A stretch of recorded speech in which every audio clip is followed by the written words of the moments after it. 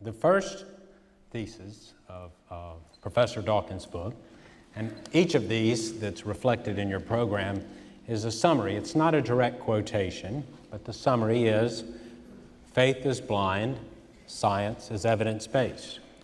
I have one excerpt at the top of page 126 to illustrate your argument, Professor Dawkins. One of the truly bad effects of religion is that it teaches us that it is a virtue to be satisfied with not understanding. Could you please elaborate? Science uses evidence to discover the truth about the universe. It's been getting better at it over the centuries in the teeth of opposition from religion, although it has to be admitted that, of course, science grew out of a religious tradition. Religion, as the quotation that Judge Pryor read out, teaches us to be satisfied with, was it lack of evidence or lack of... with not understanding. With not understanding.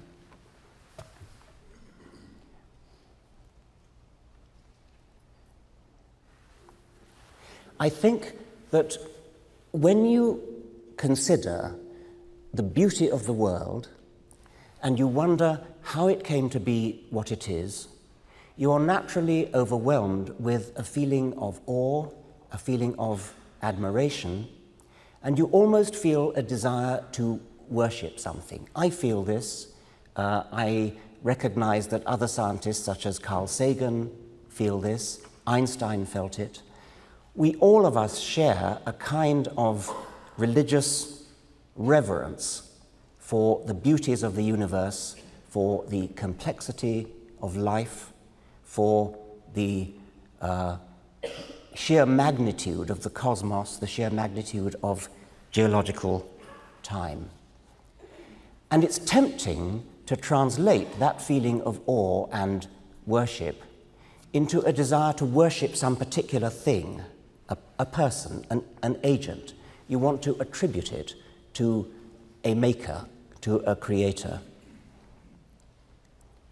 What science has now achieved is an emancipation from that impulse to attribute these things to a creator. And it's a major emancipation because humans have an almost overwhelming desire to think that they've explained something by attributing it to a maker.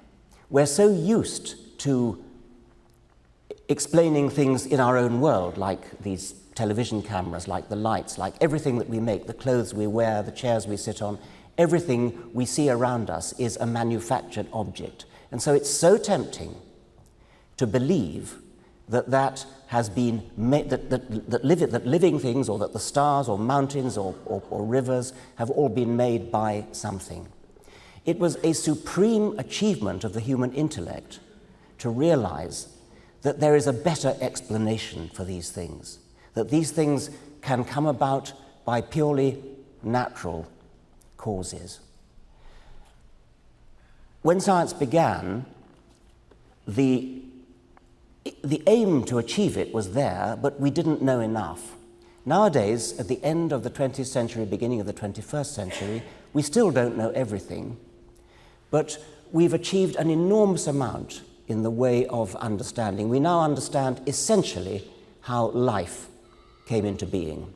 We know that we are all cousins of all animals and plants. We know that we're descended from a common ancestor, which might have been something like bacteria. We know the process by which that came about.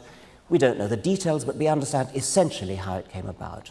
There are still gaps in our understanding. We don't understand how the cosmos came into existence in the first place, but we're working on that. The scientific enterprise is an active seeking out of gaps in our knowledge, seeking out of ignorance, so that we can work to plug that ignorance. But religion teaches us to be satisfied with not really understanding. Every one of these difficult questions that comes up, science says, right, let's roll up our sleeves and work on it. Religion says, oh, God did it. We don't need to work on it. God did it. It's as simple as that. We have no thrusting force pushing us on to try to understand. Religion stultifies the impulse to understand because religion provides a facile, easy, apparent explanation, although as we'll see later in the evening, it isn't really an explanation, and it prevents the further work on the problem. Thank you. Dr. Lennox? There are two issues here. Faith is blind, science is evidence-based. I do not agree with the first one, but I very much agree with the second one. Some faith is blind. And blind faith can be very dangerous, especially if it's coupled with a blind obedience to an evil authority.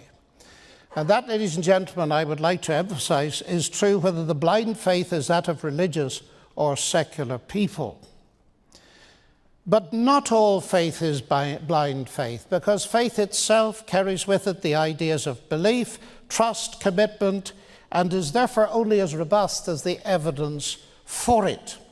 Faith in the flying spaghetti monster, much beloved of Richard Dawkins, a delightful idea, is blind because there's no evidence for the flying spaghetti monster.